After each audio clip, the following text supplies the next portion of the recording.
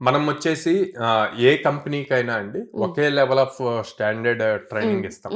ప్రతి స్టూడెంట్‌కి logical thinking important. Okay. ఆ లాజికల్ థింకింగ్‌తో పాటు అప్లికేషన్ ఎంటైర్ బిల్డింగ్ అన్నది చాలా ఇంపార్టెంట్. ఫ్రెషర్‌కి ఆ నాలెడ్జ్ చాలా అవసరం.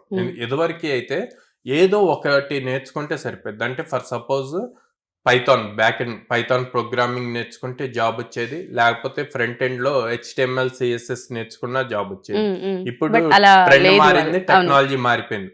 ఇప్పుడేం చూస్తున్నారు, మల్టీ స్కిల్ సెట్ ఎవరికుంది అన్నది చూస్తున్నారనమాట. సో ఫుల్ స్టాక్ ప్రోగ్రామ్స్ నేర్చుకోవాలి. ఫుల్ స్టాక్ ప్రోగ్రామ్ లో అప్లికేషన్ ఎలా బిల్డ్ చేయాలి అన్నది నేర్పిస్తున్నాం. దానితో పాటు అప్లికేషన్ ని ఎలా స్కేల్ చేయాలి అన్నది ఇంపార్టెంట్. ఆ స్కేలింగ్ ప్రొసీజర్ రావాలి అంటే DSA important. Data structures and algorithms అన్నవి చాలా ఇంపార్టెంట్.